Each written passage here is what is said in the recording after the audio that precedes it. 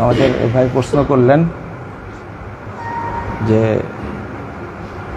ফজরের আজানের পরে বাড়িতে সুন্নাত পড়ে এসেছেন, তাই না? তো মসজিদে আসার পরে দেখছেন যে এখনো 10 মিনিট বাকি আছে জামাতের, এখন আমি কি করব? এটা প্রশ্ন। এই প্রশ্নটা অবশ্য অনেকেরই। আপনি এসে যেহেতু সুন্নাত পড়ে ফেলেছেন, আপনি এসে এখন তাহিয়াতুল মসজিদ পড়বেন। মসজিদে প্রবেশের যে সালাত, এই 2 রাকাত সালাত পড়ে তারপরে বসবেন, যেহেতু 10 মিনিট টাইম আছে। এরপরে টাইম হলে সালাত আদায় করবেন। অনেকেই বলে থাকে যে যেহেতু সুন্নাত পড়েছে আর কোনো সালাত পড়া যাবে না। এটা ভুল কথা। কারণ এই তাহিয়াতুল মসজিদ, তাহিয়াতুল ওযু,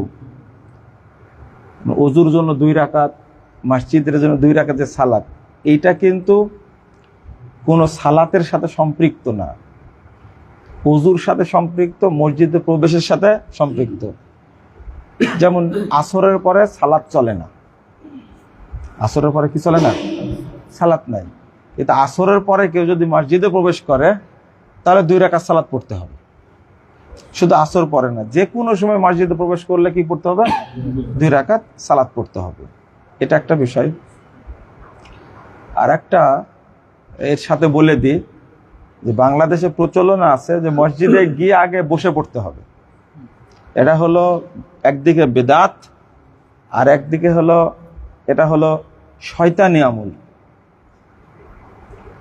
আর একদিকে হলো এটা গুরুত্বপূর্ণ সুন্নাত বিরোধী। রাসূল সাল্লাল্লাহু আলাইহি ওয়াসাল্লাম বলছেন, ইদা দাখালা আহাদুকুমুল মসজিদ ফালা ইয়াজলিস হাত্তা ইয়াসাল্লি রাকাতাইন। এটা সহিহ বুখারীর হাদিস, 444 নম্বর হাদিস। তোমাদের কেউ যখন মসজিদে প্রবেশ করবে তখন যেন না বসে, যতক্ষণ 2 রাকাত সালাত আদায় না করবে। 2 রাকাত সালাত পড়েই বসতে হবে। আর আরেকটা হলো যে এই 2 রাকাতের ফজিলত, কেউ যদি শুধু 2 রাকাত সালাত আদায় করে, এই 2 রাকাতের ফজিলত এতই বেশি যে রাসূল সাল্লাল্লাহু আলাইহি ওয়াসাল্লামে বলছেন এই 2 রাকাত পড়লে কোনো নেকি হয় না। বুঝলেন কথা? মসজিদে প্রবেশের এই 2 রাকাত সুন্নাত পড়লে কোনো নেকি নাই, এর নেকি হলো সরাসরি জান্নাত। মানে সালাত পড়লে নেকির কথা আছে না, এত পার্সেন্ট নেকি, এত পার্সেন্ট নেকি, এত পার্সেন্ট নেকি।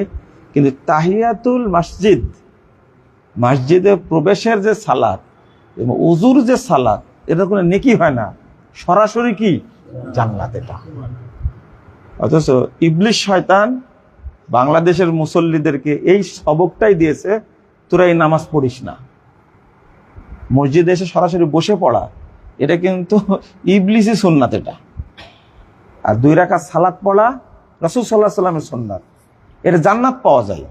আশা করি বুঝতে পেরেছেন। জাযাকুমুল্লাহ খাইরান। আর কোনো প্রশ্ন?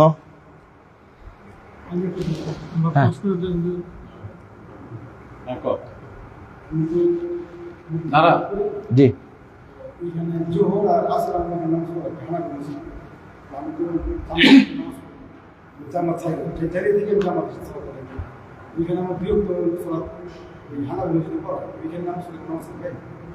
আচ্ছা বসেন। এই যে ভাই প্রশ্নটা করলেন, এই প্রশ্নটাই অধিকাংশ মানুষ করে। তো যে খিলগাঁও ওখানে সালাত পড়ে, জোহর আসর সেখানে জামাতে পড়ে, কিন্তু বলছেন যে মসজিদটা কি হানাফি মসজিদ। আমার জানা মতে বাংলাদেশে কোনো হানাফি মসজিদ নাই, বুঝছেন? বাংলাদেশে কোনো হানাফিও নাই, আমি জানি না, দেখিনি কোনো হানাফি আছে। হানাফি তাকে বলে যে ইমাম আবু হানিফা রাহিমাহুল্লাহর আকীদা এবং আমল ফলো করে, তাকে কি বলে? হানাফি বলে। তো বাংলাদেশের কোনো মানুষ যারা মাযহাবী, তারা ইমাম আবু হানিফার আকীদাও ফলো করে না, ইমাম আবু হানিফা রাহিমাহুল্লাহর আমলও ফলো করে না। নামে চালায় দিচ্ছে কি ইমাম আবু হানিফা। তারা আকীদা পোষণ করা হলো আশারি এবং মাতুরিদি, আর মাসলা ন্যায় হলো দেওবন্দি বা বেরলভী থেকে। হানাফি মাযহাব থেকে কিছু নেয় না, এর প্রথম কথা। তে হানাফি মসজিদ বা হানাফি এই ধরনের কথা বলবেন না, বলবেন বললে বেরলভীরা বা বেদাতিরা নামাজ পড়ে এইভাবে। আর সালাত আদায়ের জন্য কিছু শর্ত আছে, তাই না? সালাত আদায়ের জন্য কিছু কি শর্ত আছে। একটা হলো যে যদি মসজিদে কবর থাকে সালাত হবে? ভালো করে বুঝেন, সালাত হবে? সালাত হবে না। যদি ওযু না থাকে সালাত হবে? মনে করেন যে জামাত হয়ে যাচ্ছে কিন্তু ওযু নাই, আগে জামাত ধরবেন নাকি ওযু করবেন? কেন? জামাত যে শেষ হয়ে যাচ্ছে। তাহলে বোঝা গেল জামাত শেষ হয়ে গেলেও আগে কি করা লাগবে? উযু করা লাগবে। ওই ভাই যে বললেন যে আমি জামাতে সালাত পড়ি, এখন ইমামের আকীদা হলো আল্লাহ সর্বত্র বিরাজমান। এই আকীদা যে বিশ্বাস করবে আল্লাহ সর্বত্র বিরাজমান, এ হলো কাফের, মুশরিক। যে বলে আল্লাহ নিরাকার, নবী মুহাম্মদ সাল্লাল্লাহু আলাইহি ওয়াসাল্লাম নূরের তৈরি, তিনি এখনো মরেননি এখনো, এবং বিশ্বাস করে যে নাউজুবিল্লাহ যে আল্লাহ নবী গায়েব জানতেন, এবং তাবিজ দেয়। কি দেয়? তাবিজের ব্যবসা করে, এবং পীরের মুরিদ। এই সমস্ত ইমামের পিছনে কিয়ামত পর্যন্ত নামাজ পড়লে নামাজ হবে না। এই কথাটা আমার না, ইমাম ইবনে বাজ রাহিমাহুল্লাহ বলছেন, মাইয়াতাকিদু আন্নাল্লাহ ফি কুল্লি মাকান, যে ব্যক্তি বিশ্বাস করে আল্লাহ সর্বত্র বিরাজমান, যে বিশ্বাস করে, ফাহুয়া যাল্লুন মুদিল্লুন কাফিরুন, সে পথভ্রষ্ট, মানুষকে পথভ্রষ্ট করে, সে কাফের। লা ইউত্তাখাযু ইমামা, তাকে ইমাম নির্ধারণ করা যাবে না। ওয়ালা ইউসাল্লা খালফা, তার পিছনে সালাত হবে না। বাল ইয়াজিবু আলাল মাসউলিন, বরং যারা মসজিদের দায়িত্বশীল কমিটির উপরে ফরজ হলো আইয়ুবাইয়িদুহু, ওই ইমামকে যেন বিতাড়িত করে। এবার বলবে ইউস্তাতাব, এই তওবা কর, ওয়াইল্লা কুতিলা আলা ওয়ালিল আমর, তওবা যদি করতে না চায় যে আমার এই আকীদা আমি ছাড়বো না, তাহলে ইসলামী সরকার তাকে হত্যা করবে। কারণ আল্লাহ সর্বত্র বিরাজমান, আল্লাহ নিরাকার, এই কথাগুলো কাফেরেরাও বলতো না। এত খারাপ আকীদা যে এই লোককে মেরে ফেলতে হবে। তা আপনি চিন্তা করেন এর পিছনে কি নামাজ হবে? আপনারা প্রশ্ন করেন ওয়াক্তের ব্যাপারে, আরে ভাই ওয়াক্ত তো পরে, যে আসর পরে 5:30টায়, আর ফজর পরে কি 5টায়, এই টাইমে। তা আমি সেখানে জামাতে পড়তে পারবো না? আরে জামাত তো পরে, আগে কি আকীদা। একজন আমাকে জিজ্ঞেস করেছিল, আপনার ঢাকারই, যে আমার বাড়ির পাশে মসজিদ, তো মসজিদে 20 রাকাত তারাবি হয়, তো আমি 8 রাকাত পড়ি তারাবির নিয়াতে, আর 12 রাকাত পড়ি নফলের নিয়াতে, তো হবে কিনা? আমি বললাম যে ভালোই তো ইঞ্জিনিয়ার আপনি, দেখছি নিজে নিজে নিয়াত করে ফেলেছে, 8 রাকাত পড়ে তারাবির নিয়াতে আর 12 রাকাত পড়ে কি নফল নিয়াতে, অর্থাৎ দুইটাই কি নফল। আমি বললাম আচ্ছা ঠিক আছে, আপনার ইমামের আকীদা বলেন। ও আমার ইমামের আকীদা হলো মেম্বারে দাঁড়িয়ে বলে, যে বলে আল্লাহর নবী মাটির তৈরি সে কাফের, তার বউ তালাক। একটা আকীদাতে তো শেষ, বুঝেননি কথা? নাউজুবিল্লাহ। যে বলবে যে আল্লাহর নবী মরে গেছে সে কাফের, তার বউ কাফের, তার বউ তালাক। এইরকম বক্তব্য দেয়। আমি বললাম যে আপনার ইমাম যদি 8 রাকাতও তারাবি পড়ায় তবুও তার পিছনে কি হবে না। আপনার ইমাম যদি 3:30 তো আসর পড়ে তবুও কি সালাত হবে না। আগে কি আকীদা, আগে আকীদা। বুঝছেন তো? রাগ করলেন? বাসায় পড়বেন, অফিসে পড়বেন, একা পড়বেন। হ্যাঁ, আর একটা হাদিস আসছে, যখন এই প্রেক্ষাপট আসবে 3601 নম্বর হাদিস মুসনাদ আহমদের মধ্যে আসছে, ইন্নাকুম সাতুদরিকুনা আকওয়ামা, খুব তাড়াতাড়ি তোমরা সাক্ষাৎ পাবে বহু দলের, ইউসাল্লুনা সলাতা লিগায়রি ওয়াক্তিহা, তারা সালাত পড়বে, সালাত দেরি করে পড়বে, মেরে ফেলে দেয়া পড়বে। তখন কি করবে? ফাসাল্লু ফি বুয়ুতিকুম ফিল ওয়াক্তিল্লাযী তারিফুন, তখন তোমরা তোমাদের সালাত বাড়িতে পড়ো, ওয়াক্ত অনুযায়ী পড়ো। কথা বুঝেন? তাহলে তো হাদিস তো আছেই। তো ওই প্রেক্ষাপট মানে বিরাজ করলে আপনি কি করবেন? সালাত নিজে নিজে পড়ে নেবেন। এক, আর ইবনু মাসুদ রাদিয়াল্লাহু আনহু বলছেন যে দেরিতে যারা সালাত পড়ে, জামাত বড় হলো, ওটা জামাত না, তুমি একা পড়ছো তুমি সঠিক টাইমে, এটাই হলো জামাত। বুঝেন না কথা? সালাত দেরি করে হাজার মানুষ দেরি করে জামাত পড়লেও ওটা হলো মৃত সালাত। ওটা কি সালাত? মৃত সালাত, নফল এটা। আর তুমি যেটা একা পড়ছো এটাই কি? জামাত। কথা বোঝা গেছে? পরিষ্কার? আর কি প্রশ্ন? এর ভিতরে আর একটা কথা বলেন।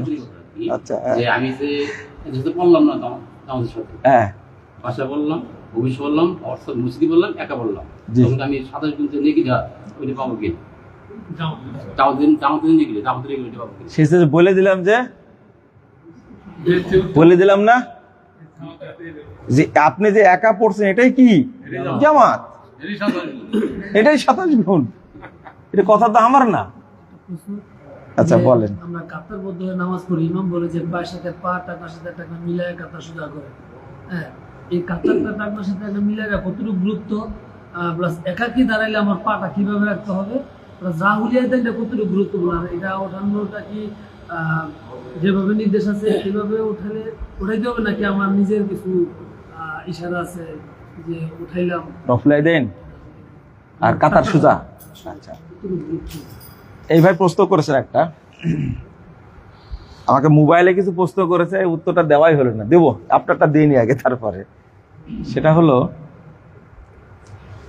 কাতারের মধ্যে দাঁড়ানোর সময় পায়ের সঙ্গে পা, টাকনোর সাথে টাকনো এবং কাঁধের সাথে কাঁধ মিলিয়ে দাঁড়াবে, এটাই হলো সুন্নাহ। এটা কি? সুন্নাহ এবং ফজিলতপূর্ণ। এই ইবাদতটা খুবই ফজিলতপূর্ণ, মাশাআল্লাহ। রাসূল সাল্লাল্লাহু আলাইহি ওয়াসাল্লাম বলছেন, মান সাদ্দা ফুরজাতান ফি সাফ, যে ব্যক্তি কাতারে দাঁড়ানোর সময় ফাঁক বন্ধ করে দাঁড়াবে। ফুরজাতান শব্দের অর্থ হলো এমন ফাঁক যে ওই যে পূর্ব দিকে সূর্য উঠলে বেড়ার মাছ থেকে বের হয় না, ফাঁক দিয়ে আলো বের হয় না, এইরকম ফাঁককে ফুরজা বলে। সালাতের মধ্যে দাঁড়ানোর সময় যদি কেউ এভাবে ফাঁক বন্ধ করে দাঁড়ায়, পায়ে পা, কাঁধে কাঁধ মিলিয়ে দাঁড়ায়, রফা আল্লাহু লাহু দারাজা, আল্লাহ তার মর্যাদা বৃদ্ধি করে দিবেন। ওয়াদানা লাহু বাইতান ফিল জান্নাহ, এবং আল্লাহ তার জন্য স্পেশালি জান্নাতে একটা ঘর তৈরি করবে। এটা 5797 নম্বর হাদিস তারপরে নাওসাতের মধ্যে এসেছে। এত সুন্দর হাদিস থাকতে তারপরে 661 নম্বর হাদিস আবু দাউদের মধ্যে এসেছে, রাসূল সাল্লাল্লাহু আলাইহি সাল্লাম বলছেন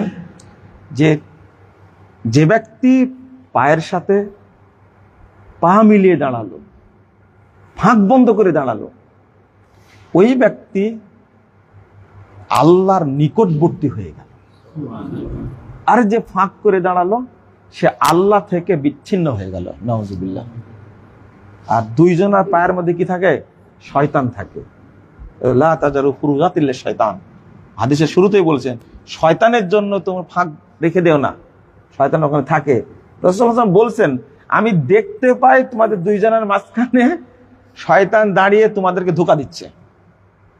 এত হাদিস থাকার পরেও বাংলাদেশের মানুষ এই সুন্নাতটা মানে না। এরা বলে কি জানেন, যে মোবাইল বন্ধ করি, কাতার সোজা করি, দুইজনের মাঝে 4 আঙ্গুল ফাঁক রাখি। এই 4 আঙ্গুল ফাঁক হলো শয়তানের সুন্নাত। ওই যে ফজিলতটা নষ্ট করবে, এই জন্য ইবলিস এই 4 আঙ্গুলের জন্ম দিয়েছে। এটা ইবলিসে আমল, কিন্তু ফাঁক রাখা যাবে না। কথা বুঝেছেন মনে হয় নাকি? যখন কাতারে দাঁড়াবেন তখন পায়ের সাথে পা, কাঁধে কাঁধ মিলিয়ে দাঁড়াবেন, এটা গুরুত্বপূর্ণ সুন্নাত। আর মসজিদের মুসল্লিরা যখন দাঁড়াবে তখন প্রত্যেক ওয়াক্তে রাসূল সাল্লাল্লাহু আলাইহি ওয়াসাল্লাম এটা বলতেন, আকিমু সুফুফাকুম, কাতার সোজা করো, সফু সুফুফাকুম তারাসসু। তারাসসু মানে কি? একবারে একটা ইট আর একটা ইটের উপর রাখে একবারে প্রাচীর বলে তারাসসু। রাসূল শব্দের অর্থ হলো যে আগে এক কলম পাওয়া যেত, এখন আছে কিনা জানি না, শীষ কলম, ভিতরে শীষ থাকতো না? বলেন তো, যে শীষের মাঝে কালিতে ফাঁক ফাঁক আছে, ওই কালি লেখে? লেখে না। ঠিক ওইটাই বলছেন রাসূল সাল্লাল্লাহু আলাইহি ওয়াসাল্লাম, যে তারাসসু, একবারে পায়ের সাথে পা লাগিয়ে দাও। ফাঁক ফাঁক থাকলে কলমের শীষ, কলম লেখে না, ফাঁক ফাঁক থাকলে নেকি হবে না, হবে না। এটা এই জিনিসটাই মানুষ বুঝে না। তো আমরা চেষ্টা করব ইনশাআল্লাহ যে পায়ের সাথে পা মিলিয়ে দাঁড়াবো। এই ইমামকে বলতে হবে তারাসসু, একবারে কাঁধে কাঁধ, পায়ে পা মিলিয়ে দাঁড়ান, টাকনোর সাথে টাকনো মিলিয়ে দাঁড়ান। রাসূল সাল্লাল্লাহু আলাইহি ওয়াসাল্লাম হাত দিয়ে ইশারা করতেন, মানে স্পর্শ করবো, তাই চাপো পায়ের সাথে। উমর রাদিয়াল্লাহু আনহু বেত নিয়ে খাড়া হতেন। এটাই হলো সালাত সম্পূর্ণ হওয়ার শর্ত। কিন্তু বাংলাদেশে 4 আঙ্গুল না, তো কোথাও 1 হাত, আধ হাত দূরে দূরে দাঁড়ান, যার যার ইচ্ছা সে দাঁড়ান। আঙ্গুলের সাথে আঙ্গুল মেলানোর কোনো দলিল নাই। আপনি আর একটা প্রশ্ন করেছেন, হাত তোলা। শোনেন, রফুল আয়দান করা একটা গুরুত্বপূর্ণ সুন্নাত। 4 শতাধিক সহিহ হাদিস আসছে, 4 শতাধিক। সালাতে শুরু করার সময়, রুকুতে যাওয়ার সময় এবং রুকু থেকে ওঠার সময়। কোন জায়গায়? 3 জায়গায় হলো। আর এক জায়গায় হলো যখন তাশাহুদ থেকে উঠবে, 3য় রাকাতের জন্য বা মানে 2য় রাকাতের জন্য, 3য় রাকাতের জন্য যখন উঠবে, তখন কি? যখন তাশাহুদ থেকে উঠে তার 1 রাকাত বাকি আছে মনে করেন, তাই না? ওই জন্য বললাম, তাশাহুদ থেকে যখন পরের রাকাতটা পড়ার জন্য দাঁড়াবে তখন রফুল আযান করবে। এটা 4র্থ রাকাতও হতে পারে, 3 রাকাত জামাতে পেয়েছি, 4 না না না, আমার কথা শুনেন, 3 রাকাত পেয়েছি ইমামের সাথে, আমার কয় রাকাত বাকি আছে? এখন আমি তাশাহুদ পরে উঠবো না, কি করতে হবে? ওটা বলছে, যখনই আপনি পরের রাকাত পড়ার জন্য কি তাশাহুদ থেকে উঠবেন, তখনই কি 4 জায়গায় মনে থাকবে। রফুল আযান করলে প্রথমত রাসূল সাল্লাল্লাহু আলাইহি ওয়াসাল্লাম রফুল আযান করেছেন, সাহাবায়ে কেরাম রফুল আযান করেছেন, তাবেঈন ইজম রফুল আযান করেছেন, আমিও করব। 2 নম্বর হলো যে একবার রফুল আযান করলে 10 নেকি হয়। ইমাম আলবানী রাহিমাহুল্লাহ একটা হাদিস উল্লেখ করছেন যে একটা সৎ আমল করলে আল্লাহ রব্বুল আলামিন ওটা 10 থেকে 700 করেন, 700-কে আল্লাহ অসংখ্য গুণে গুণান্বিত করেন।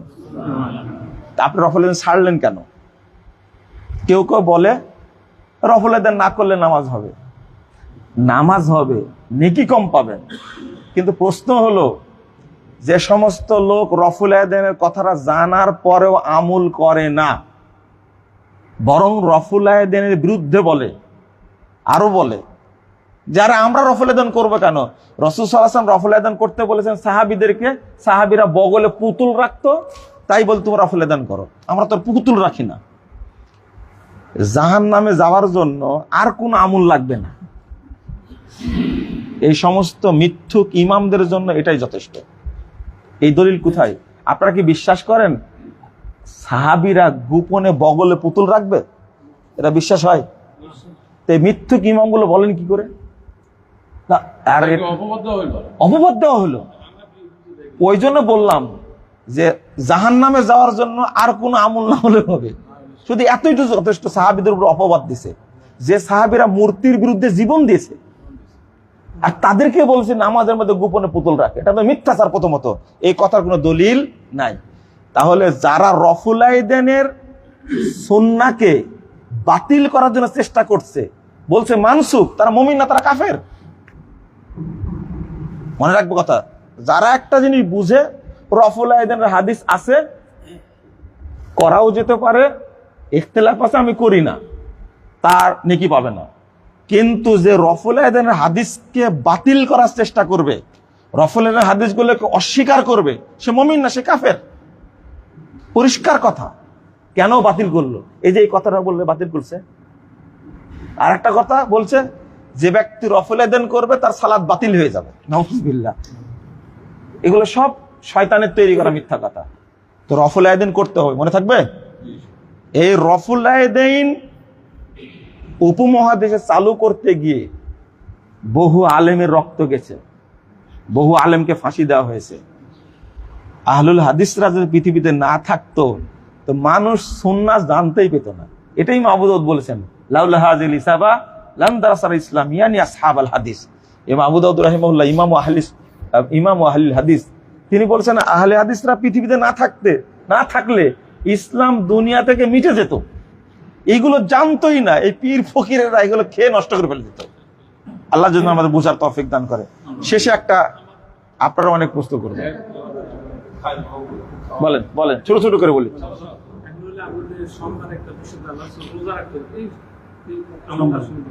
সোমবার বৃহস্পতিবারে সিয়াম রাখবেন। এটা এই দুইটা দিন সাপ্তাহিক আমলগুলো আল্লাহর কাছে পেশ করা হয়। তো রাসূল সাল্লাল্লাহু আলাইহি ওয়াসাল্লাম চাইতেন আমার আমলটা যেন কি সিয়াম অবস্থায় আল্লাহর কাছে পৌঁছে, রাখা ভালো, এটা ফজিলতপূর্ণ। আর একটা হলো সোমবার বৃহস্পতিবার কিন্তু জান্নাত খোলা থাকে, ঠিক আছে? তুফতাহু আবওয়াবুল জান্নাহ ইয়াউমুল ইসনাইন ওয়া ইয়াউমুল খামিস। ওই ভাই বেশি বেশি হাত তুলছে, বলেন তো কি প্রশ্ন করবেন? ওয়ালাইকুম সালাম।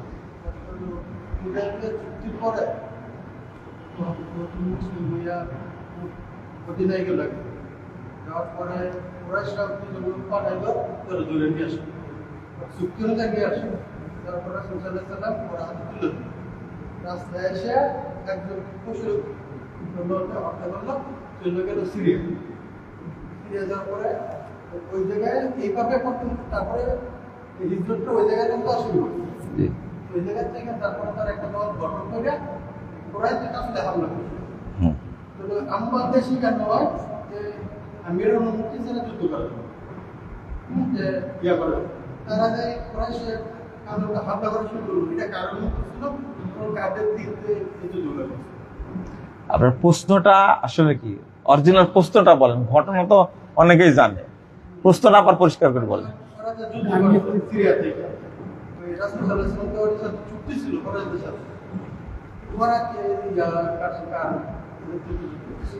আপনার প্রশ্নটা হলো আমিরের অনুমতি ছাড়া যুদ্ধ করা যাবে না, তাহলে উনি কিভাবে যুদ্ধ করলেন? এটা তো প্রশ্ন না, এটাই তো জানতে চাচ্ছি আপনার কাছে। বসে জি জি জি না, আপনি ঘটনা পড়েছেন, যুদ্ধ করেছেন। সেটা হলো যুদ্ধ ইসলামী রাষ্ট্র যদি হয়, ইসলামী রাষ্ট্র, শর্ত হলো ইসলামী রাষ্ট্র অনুমতির জন্য। আর ইসলামী রাষ্ট্র যদি না হয় তাহলে আপনি কার অনুমতি নেবেন? নাম্বার ওয়ান একটা কথা। আর একটা হলো মুসলিম রাষ্ট্র। খেয়াল করুন, ইসলামী রাষ্ট্র, আমির আছে, খলিফা আছে, তিনি পরিচালনা করছেন, এটা একটা। আর আরেকটা হলো রাষ্ট্র মুসলিম রাষ্ট্র কিন্তু সরকার ইসলামী না, তখন কি করবেন? আর আরেকটা বিষয় হলো যে আমিরও নাই, মুসলিম মানে সরকারও নাই, রাষ্ট্রটাও মুসলিম না আর ইসলামী রাষ্ট্রও না, তখন কি করবেন? যেমন ইন্ডিয়ার কথা বলি, ইন্ডিয়া এটাকে মুসলিম সরকার, ইসলামী রাষ্ট্র, তো ওখানে কি করবেন এখন? যদি প্রশ্নটা এইভাবে করি, যুদ্ধ করলে বা লড়াই করলে প্রয়োজন হলে কার অনুমতি নিয়ে করবে, তাই না? হ্যাঁ হ্যাঁ, তো এখন যদি ইন্ডিয়াতে কোনো সমস্যা হয়, তো প্রথম পথ হলো, 1 নম্বর পথ হলো যে যারা উলামায়ে কেরাম আছেন, ইসলামী সরকার থাক চাই না থাক, সকল মানুষের উচিত একজন বিজ্ঞ আলেমের পরামর্শে কি করা, চলা। এটা হলো ইসলাম। সেই ইসলামী সরকার, মুসলিম সরকার থাক চাই না থাক, যতক্ষণ ইসলামী সরকার প্রতিষ্ঠিত না হবে, দেশ মুসলিম কিন্তু সরকার ইসলামী না, এটা তো হতে পারে। যেমন বাংলাদেশ, দেশ মুসলিম দেশ কিন্তু সরকার কি ইসলামী না, তখন কি করবেন? একজন এলাকা ভিত্তিক একজন বিজ্ঞ আলেমের নেতৃত্বে কি করবেন, পরিচালিত হবে। এখন ইন্ডিয়াতে সমস্যা, দেখবেন ব্যক্তিরা যে এই বিজ্ঞ আলেমরা পরামর্শ করে দেখবেন যে তাদের সাথে লড়াইয়ে যাওয়া যাবে কিনা, লড়াইয়ে যাওয়া যাবে কিনা। আরেকটা হলো তাৎক্ষণিক ঘটনা, এখন আক্রমণ হচ্ছে, পরামর্শ করার কি সময় আছে?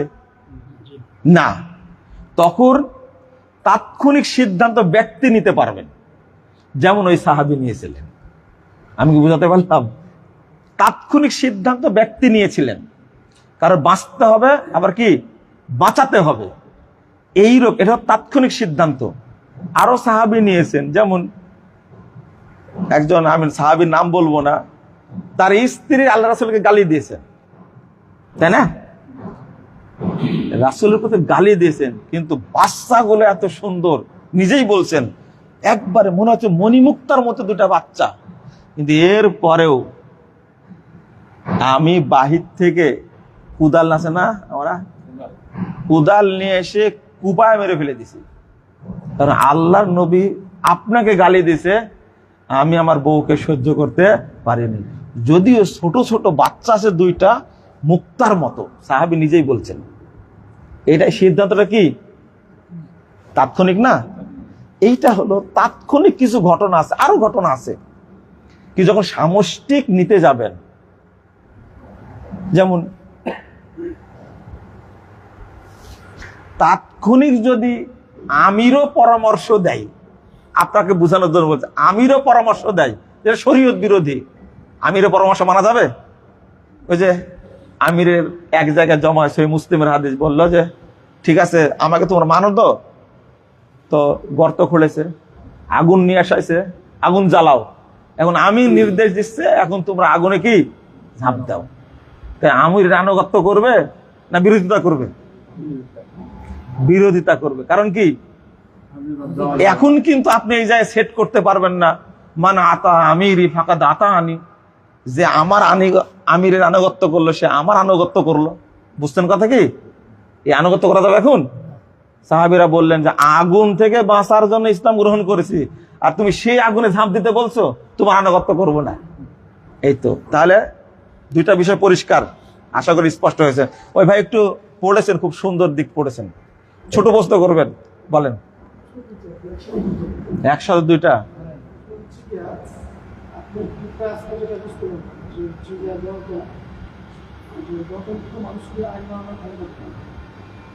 এক্ষেত্রে একজন মুসলিম যদি এই দলকে সাপোর্ট করে, করা যাবে কি? হচ্ছে যে আরেকটা হচ্ছে যে আপনি কেউ সাপোর্ট করলো না, কিন্তু এটা মেনে নিন, যাবে কি? আমার চিন্তা যে রবের যে গোয়েল আজকে শুনলাম আমরা, এই রবের গোয়েলের সাথে আমরা দেখলাম যে কিছুটা কোরআন থেকে যে পৃথিবীতে আপনার কিছু শাসকরা নিজেদেরকে রব দাবি করছে। তাহলে শাসকের সাথে রবের সম্পর্ক, শাসকরা কি কাজের জন্য রব হয় এবং মানুষ তাদেরকে কি কাজে করলে রব হয়। মেনে নিলে তাকে রব বলে রব। মেনে নেওয়া। জি, ঠিক আছে। এটা প্রথম বিষয় হলো, ওই জন্য শেষে হাদিসটা বলেছি, ইউবআসুন নাস আলা নিয়াতিহিম ওয়া ইউহশারুন নাস আলা নিয়াতিহিম। মানুষকে নিয়াতের উপরে কি করবেন? উঠাবেন। আপনার মধ্যে যদি মানে জিয়াউর রহমানের ভালোবাসা বেশি থাকে রাসূলের চেয়ে, এটাও আপনি দেখতে পাবেন। বা শেখ মুজিবের ভালোবাসা যদি থাকে রাসূলের সাথে, এটা আপনি দেখতে পাবেন। ঠিক শুধু গণতন্ত্র না, সমাজতন্ত্র, ধর্মনিরপেক্ষতাবাদ, জাতীয়তাবাদ, আরো যত মতবাদ আছে, আপনার কি বলে চিশতি, মুজাদ্দেদি, নকশবন্দি, শুধু ওইটিগুলো এটা না, আরো যারা আছে ইসলামের নামে যেগুলো ধর্মের নামে যেগুলো আছে, কুফুর, এইগুলো প্রথম কথা হলো সাপোর্টও করা যাবে না, আবার কি আপনার মেনে নেওয়া যাবে না। 1 নম্বর, এটা হলো কোনো মুমিন করতে পারবে না এটা। 2 নম্বর হলো যে আপনি তাদের সহযোগিতা নিতে পারবেন কিনা, তাই না? মনে করেন একজন মন্ত্রী হলো আপনার এলাকায়, আপনার এলাকার এমপি হলো, তার সহযোগিতা নেওয়া যাবে কিনা। একজন প্রশ্ন করেছে আমাকে এইভাবেই যে এইটা কি করলেন আপনারা? আপনারা বলেন যে এদের এই গণতন্ত্র কুফুরিতন্ত্র, ধর্মের উপর কুফুরিতন্ত্র সবই ঠিকই আছে, কিন্তু আবার দেখি তাদেরকে প্রধান অতিথি বানান, এমপিকে প্রধান অতিথি বানান, মন্ত্রীকে প্রধান অতিথি বানান।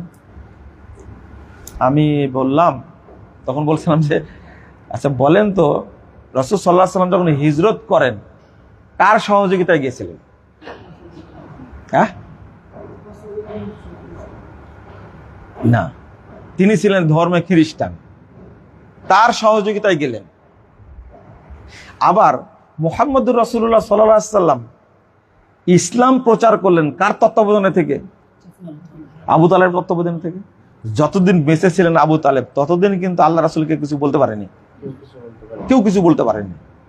তাহলে সহযোগিতাও করা যাবে, আবার সে যদি আমাকে দিন প্রচারের সুযোগ দেয়, সেই সুযোগও কাজে লাগানো যাবে।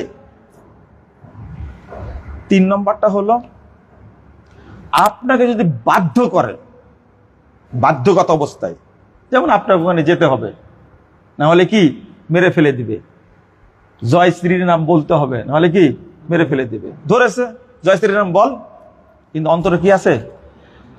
ঈমান আছে, তাৎক্ষণিক বলা যাবে, এটা কোরআনের আয়াত, অন্তরে ঈমান রেখে বলা যাবে, এটা হলো বাধ্যগত অবস্থায়। আপনারটা ক্লিয়ার হয়েছে মনে হয়।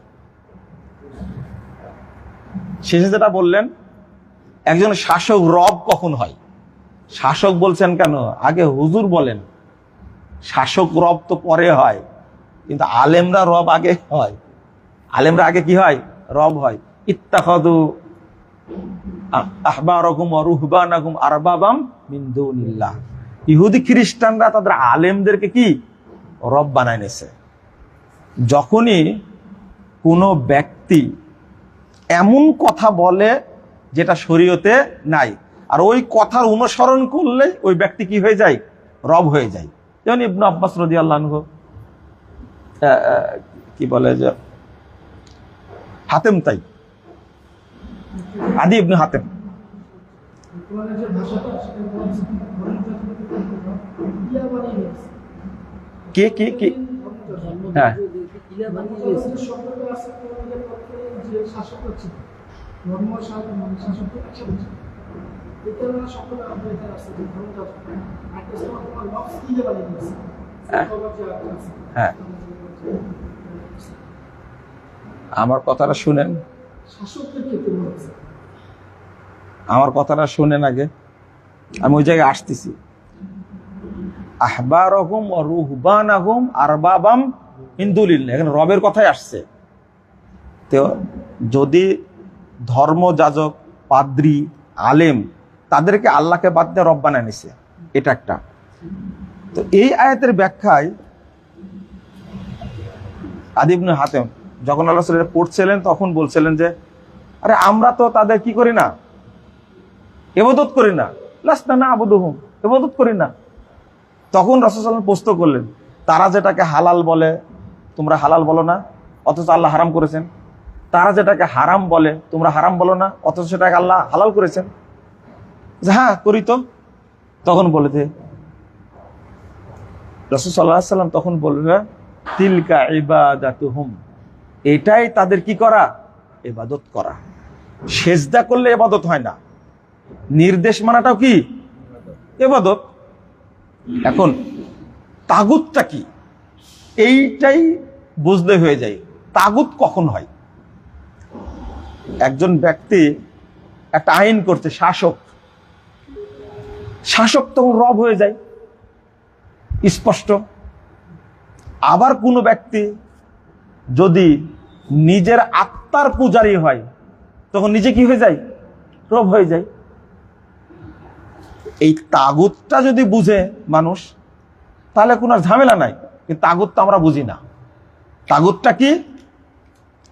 আল্লাহ এবং রাসূল সাল্লাল্লাহু আলাইহি ওয়াসাল্লামের আইন বাদ দিয়ে বিরোধী যখন কোনো আইন প্রণয়ন করে তাকে কি বলে, তাগুত বলে। তাগুত শয়তান। দুই, আমাদের বুঝার তাগুত বুঝার দরকার হলো যারা আল্লাহ বিরোধী আইন করে এটাকে তাগুত বলে, আইনটা তাগুত। আর এই আইনকে যারা পরিচালনা করে তারাও তাগুত। কথা বোঝা গেছে? আর আল্লাহ এটাই বলতে, ফামান ইয়াকফুর বিত-তাগুত ওয়া ইউমিন বিল্লাহ, এদের সাথে সম্পর্ক রাখা যাবে না। আপনার প্রশ্নটা কিছু রিলেটিভ, কাছাকাছি না, আর না। আপনি বলেন না, না আর না। যখন ফ্রি থাকবো তখন প্রশ্ন করবেন। জি, আমার বই পড়েছেন কি? আমি একটু বলে, ভ্রান্তির বেড়াদের একটা বই আছে, পড়েছেন? তা প্রশ্ন করলেন কেন? প্রশ্ন করলেন কেন? বইটা দেখেন। না না না, আছে তোমার ইউটিউবে তাহলে পুরোটা পড়বেন। আর একটা বই আছে দেখবেন, ভ্রান্ত আকিদা বনাম সঠিক আকিদা। এই ভূমিকাতেই লেখা আছে কথাগুলো, একটু পড়ে নেবেন। এইগুলো হলো একান্তই যারা বুঝদার মানুষ তাদের প্রশ্ন, আর তাদের উচিত বই পড়ে বোঝা, রেফারেন্স সহ বোঝা। আর এটা 5 মিনিটের উত্তরে এর উত্তর কামনা করেন আপনি? এই প্রশ্নের উত্তরটা 5 মিনিটে কামনা করেন আপনি? বলেন তো দেখি। কখনোই না। বলেন।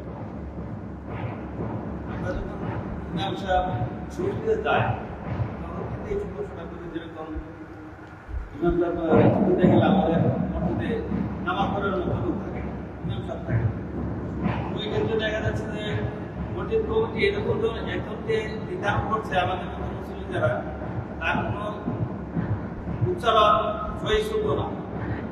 ওইটা কি আমরা ওনার পিছনে কি নামাজ পড়তে পারি, বা আমি ওনার ভক্ত না, ওনাকে আমার ভালো লাগে না, ওই ক্ষেত্রে আমরা কি করতে পারি?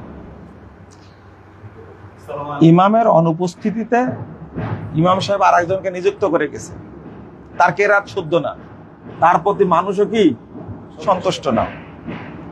প্রথম কথা হলো ইমামের উচিত, ইমামের দায়িত্ব হলো তার স্থলাভিষিক্ত কেরাত ভালো আছে তাকে যেন নিযুক্ত করে যায়, ভালো ব্যক্তি। ইমাম হতে হবে কিন্তু একজন বিতর্ক মুক্ত ফ্রেশ একজন মানুষ হতে হবে। 2 নম্বর হলো যে কেরাত ভালো না বলতে কি বুঝাচ্ছেন। যেমন যেমন আমি বলি শুদ্ধ বলতে কেমন, যদি ইমাম এমন ভাবে তেলাওয়াত করে অক্ষর পরিবর্তন হয়ে যাচ্ছে, তাতে অর্থ পরিবর্তন হয়ে যাবে, তাক দিয়ে সালাত পড়ানো যাবে না। জি, লাহানে জলি এবং লাহানে খফি মানে দুইটা নিয়ম আছে। তো যদি বড় ভুলটা যদি হয়ে যায় যে শব্দ পরিবর্তন হয়ে যায়, অর্থ চেঞ্জ হয়ে যাচ্ছে, তাহলে তার পিছনে সালাত পড়া ঠিক হবে না। ভালো ইমাম নিযুক্ত করবেন আশা করি। সে কিছু হয়েছে। আর আমি আপনি আবার প্রশ্ন করবেন, বলেন। তিন মুড়ি দিনে একটা প্রশ্ন আছে। হ্যাঁ? তিন মুড়ি দিন। হ্যাঁ। আমার এলাকায় আর কি একটা মানুষ আছে, তিন মুড়ি আমার নিজের আত্মীয় লিখা। ওনারা বলে যে কুকার আছে, একটা হলো ভক্তি আর একটা হলো বাতিল। যেমন তাহিরি সাহেব কেমন আছে, ওনারা যে পীরের মুড়ি ভক্তি, ঠিক আছে, আর পীরের মুড়ি হইলে সুবিধা আছে, না হলে সমস্যা। মানে ওনারা এটারে মানে ওয়াজিব বলে না, মুস্তাহাব। এইটা কি বেদাত হইব না? আর ওনারা বলে বড় বড় মানুষ তো পীর, যেমন নিয়ম পীর, তারপর পাকিস্তানের যে আছে মুশরিক, মুশরিক। হাসান জামিল সাহেব। আচ্ছা হলো, আপনার প্রশ্ন হলো। এখন আমার মনে হয় যে বেদাত জীবন কোনো প্রকার নেই, সবই খারাপ। পীররাও সবই খারাপ। আমরা ওনাদের প্রতি মানে ঘৃণা একবারে কোনো শ্রদ্ধা নেই। যদিও বেদাত করে ওনারা মুসলিম, আমাদের ওনাদের প্রতি বিন্দুমাত্র শ্রদ্ধা হয় না, ঘৃণা হয়। এটাকে আমার জন্য কোনো ক্ষতি বা ও, এই ঘৃণা করাটা ইমান। ওদের প্রতি ঘৃণা, এরা তো মানুষকে মুশরিক বানায়, নিজেরাও মুশরিক, আবার মানুষকে কি বানায়? মুশরিক বানায়। ওদের প্রতি ঘৃণা রাখাটা ফরজ, নেকির কাজ এটা। যেমন মানুষ প্রশ্ন করে আমাকে, চার মাযহাব মানা ফরজ। আমি বলি মাযহাব না মানাটাই ফরজ, মাযহাব মানা যাবে না। কথা বোঝা গেছে? মানতে হবে রাসূলুল্লাহ সাল্লাল্লাহু আলাইহি সাল্লামের মাযহাব। মানুষ তো বুঝে না একটা জিনিস, আরে মাযহাব মানলে চার খলিফার মাযহাব মানবো, বুঝেননি কথা? তারা চারজনের, কেউ রাসূলের শ্বশুর, কেউ রাসূলের জামাই, তারা জান্নাতি সাহাবী, চারজন খলিফা। প্রয়োজনে বাকারিয়া মাযহাব মানবো, উমরিয়া মাযহাব মানবো। তো এই পরের যুগে এসে হানাফি, শাফি, মালিকি, হাম্বলি এই মাযহাব মানবো কেন? বুঝেননি কথা? এটা মানুষ বুঝে না। মাযহাব না মানা ফরজ, মানা ফরজ না। আর এই মাযহাবটা তৈরি করেছে ইসলামকে বিভক্ত করার জন্য। ঠিক এই সহি পীর আর জয়ীব পীর, হক পীর আর বাতিল পীর, হ্যাঁ, এই দুইটাই বাতিল। ঠিক আছে? এর পীর মানে একটা ব্যবসা, পীর মানে শয়তান। ঠিক আছে? পীরের তো ফতোয়া আছে যে যার পীর নাই শয়তান তার পীর। আর আমরা কি বলে জানেন? পীর ধরা মানে শয়তান ধরা। বুঝেননি মনে, তাই না? পীর ধরা মানে কি? শয়তান ধরা। পীরের মুরিদরা কি? শয়তানের চামচা, হ্যাঁ, চেলা, চামচা, শয়তানের দালাল, দালাল, দালাল। ভালো করে বলবেন, শয়তানের দালাল। আশা করি বুঝতে পেরেছেন। জাযাকুমুল্লাহ খায়রান, শুকরিয়া। আর করেন না, হ্যাঁ বলেন।